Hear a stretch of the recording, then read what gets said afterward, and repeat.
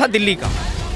आज की डेट में 21 एम्स हैं, 14 रनिंग में है पूरे देश में। पेपर में दिखाओ, आप दिखाओ, गूगल पे सर्च करो। गूगल में आप कीजिए। 13 से 14 ही एम्स है जो कि ऑलरेडी बन चुके हैं और सब प्रोसेस में। सर 14 एम्स रनिंग में हैं।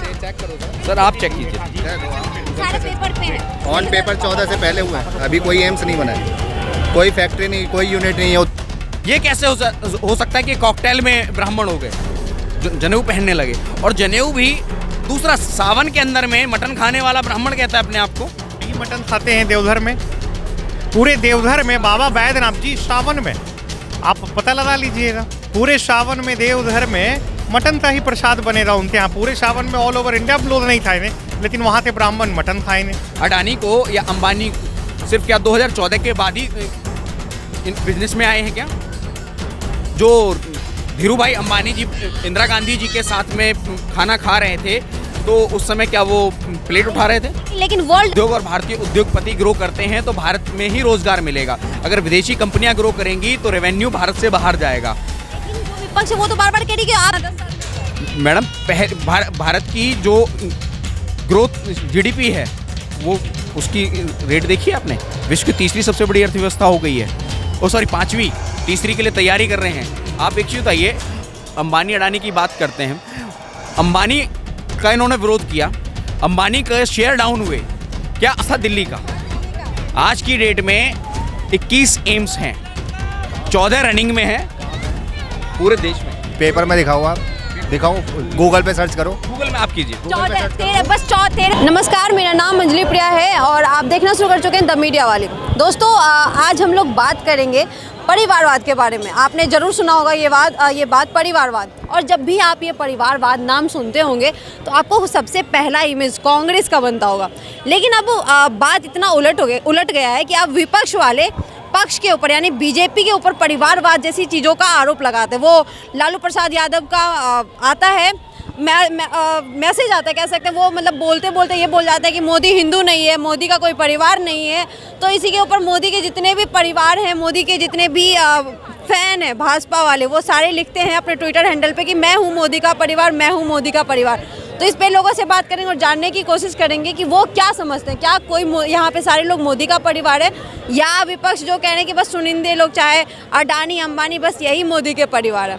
सब पे बात करेंगे, तो आइए बात करते हैं। नमस्ते सर, आपका नाम? नमस्कार, सुधीर शर्मा। सर, ये मोदी का परिवार जो स्टेटमेंट था लालू यादव का, इसके ऊपर क्या कहेंगे आप? देखिए, एक चीज़ बताइए, मोदी का परिवार तो भारत की जो जनता है 140 करोड़, वो मोदी का परिवार है। इन लोगों के लिए तो परिवार ही सब कुछ है। ये किस बिहाफ से कहते हैं? मोदी जी का कौन सा बेटा राजनीति में है, कौन सा भाई राजनीति में है, कौन सी बहन राजनीति में है, कौन सा भतीजा राजनीति में है? यहाँ से अगर इनकी क्रेडिबिलिटी की बात करें तो इनकी क्रेडिबिलिटी यहाँ ख़त्म हो जाती है। लालू जी ने सीएम रहते चारा घोटाला किया, जब जेल गए तो उन्होंने अपनी धर्मपत्नी राबड़ी देवी जी को बिहार का मुख्यमंत्री बना दिया। क्या इनकी पार्टी में राबड़ी जी के अलावा कोई नेता नहीं था जो सीएम बन सकता था? दूसरा, अभी गठबंधन में नीतीश कुमार जी के साथ जब इनकी गठबंधन की सरकार बनी पिछले बार, तो क्या आरजेडी में कोई और नेता नहीं था तेजस्वी यादव के अलावा? लेकिन लालू यादव तो ये कह रहे हैं ना कि सो मोदी जी का कोई परिवार ही नहीं है। जब मोदी जी की माँ का देहांत हुआ, ना वो बाल मुड़वाए, ना केस मुड़वाए, वो हिंदू भी नहीं है। मतलब हिंदू का जो इतना बड़ा, जिसे आप राम भक्त कहते हैं, उस पे हिंदू का सवाल उठ रहा है कि वो हिंदू है कि नहीं है। तो उसी मंच पे एक व्यक्ति और भी थे, राहुल गांधी जी। उनसे पूछ लेते कि उनका धर्म क्या है। दादा पारसी, पिता पारसी हुआ ना, माता ईसाई हुई, तो ये हिंदू कैसे हो गई कोट के ऊपर जनेऊ पहनकर? और अगर यही है तो उड़ीसा में जगन्नाथ मंदिर जाकर दिखा दें, जिसमें इंदिरा गांधी जी को भी एंट्री नहीं करने दिया था। दूसरा, पशुपतिनाथ, नेपाल के राजा ज्ञानेंद्र सिंह जी राजीव गांधी जी के बहुत अच्छे मित्र हुआ करते थे। सोनिया गांधी जी के साथ वो वहाँ पर गए, तो सोनिया गांधी और राजीव गांधी जी दोनों को ही पशुपतिनाथ मंदिर में प्रवेश नहीं करने दिया गया था, क्योंकि ये हिंदू नहीं है। क्योंकि ये दो जगह ऐसी हैं कि यहाँ पर सिर्फ हिंदुओं को ही प्रवेश दिया जाता है। भारत में उड़ीसा में जगन्नाथ मंदिर, प्रधानमंत्री रहते हुए इंदिरा गांधी जी को प्रवेश नहीं करने दिया गया था। और पोता कहता है कि मैं जनेऊधारी ब्राह्मण हूँ। किस हिसाब से?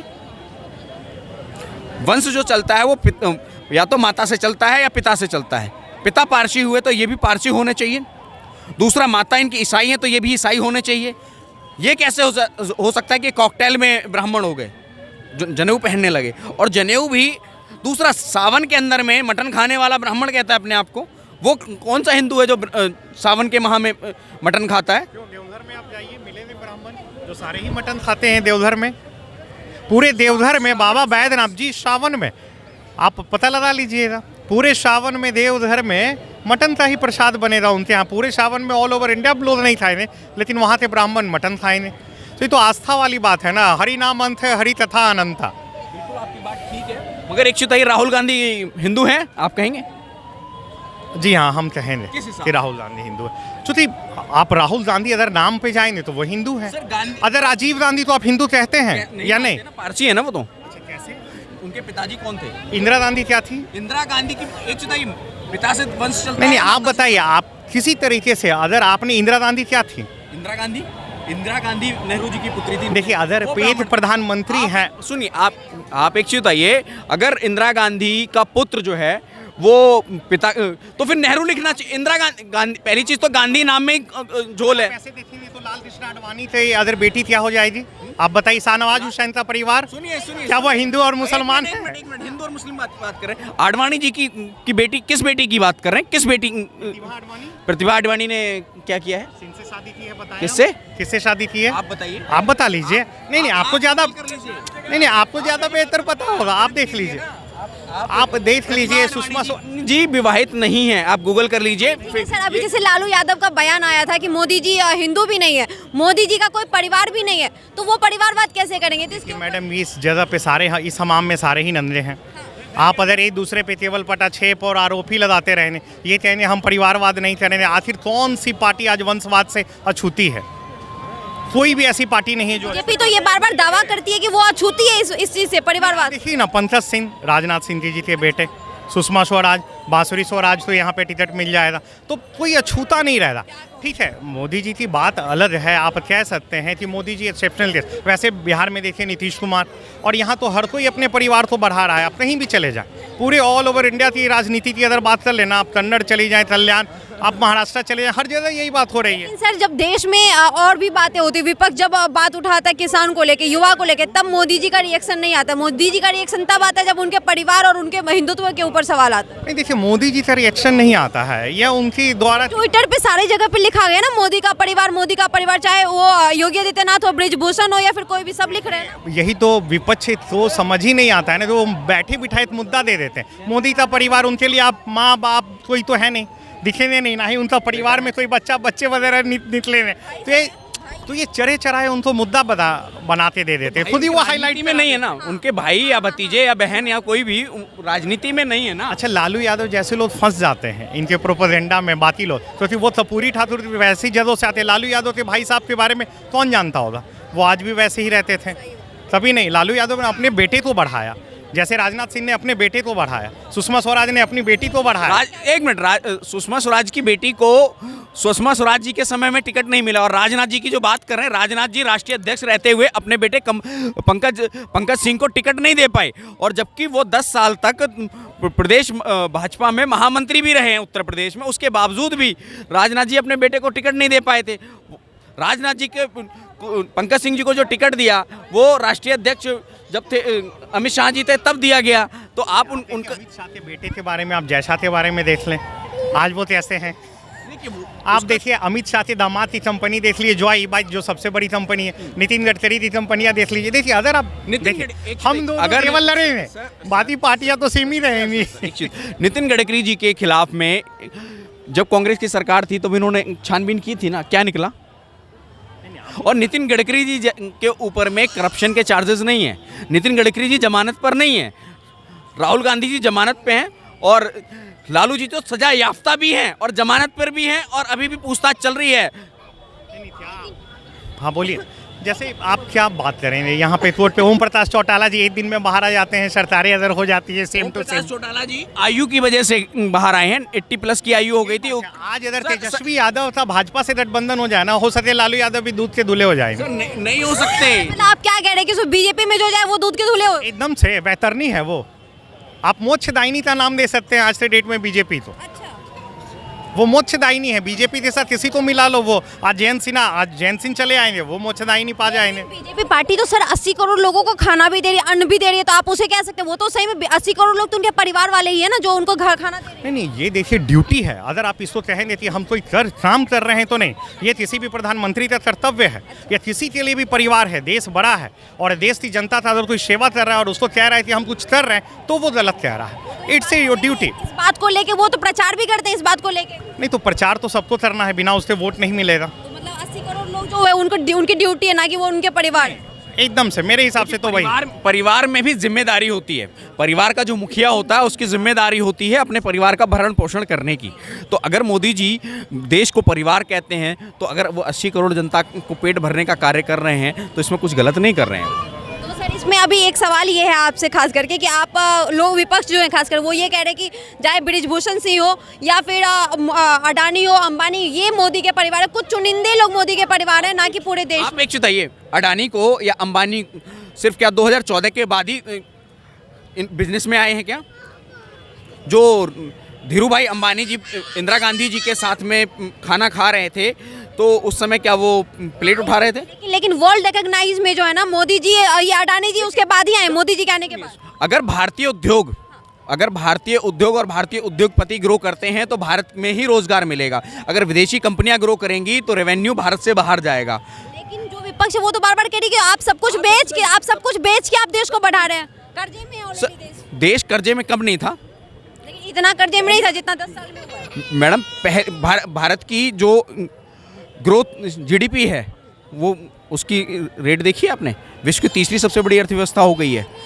पांचवी, तीसरी के लिए तैयारी कर रहे हैं। आप एक चीज़ बताइए, अंबानी अडानी की बात करते हैं, अंबानी का इन्होंने विरोध किया, अंबानी का शेयर डाउन हुए।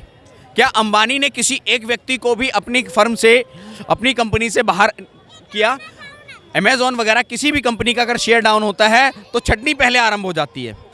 अगर अडानी की शेयर भी डाउन हुए, एक दूसरी विदेशी कंपनी के कहने पर आपने अपने देश के एक व्यापारी के ऊपर में आपने शक किया, शक करके क्या हुआ? उसकी ग्रोथ कम हुई।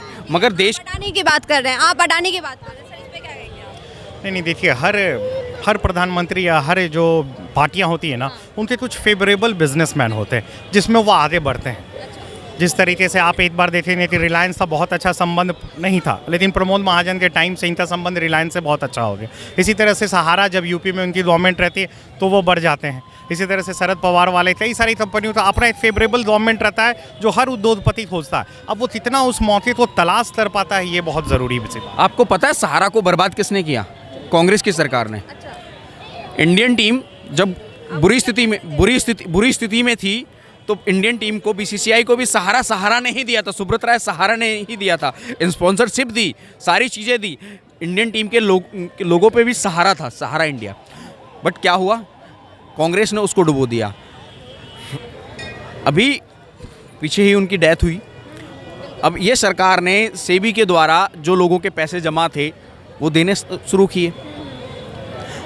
लेकिन विपक्ष कह रही है सर कि जो प्रधानमंत्री राम को ला सकता है, क्या वो इसको माल्या को नहीं ला सकता? आप एक बताइए, माल्या को वही तो बात कर रहे हैं, माल्या को नहीं ला सकता। आपको क्या लगता है माल्या को ला सकते हैं, नहीं ला सकते मोदी जी? नहीं ला सकते। आप एक बताइए, सुनिए जो गरे रहे हैं, इन्हें चुनाव के टाइम ही बाहर निकाला जाएगा और चुनाव के टाइम ही दफन करेंगे। लेकिन ये सब इम्पोर्टेंट मुद्दा है ना। सारे मुद्दे आपको बता दें, जो बेरोजगारी का मुद्दा है, जो अशिक्षा का मुद्दा है, जो पूंजीपतियों का मुद्दा है, ये सबसे बड़े मुद्दे हैं। आज रोजगार की बात आप करते हैं, सही मामलों में रोजगार घट रहे हैं। रेलवे में रोजगार नहीं मिल पा रहा, एसएससी में रोजगार नहीं मिल पा रहे, बिहार, यूपी, एमपी, छत्तीसगढ़, झारखंड, यहाँ के बच्चे रोजगार नहीं पा रहे हैं।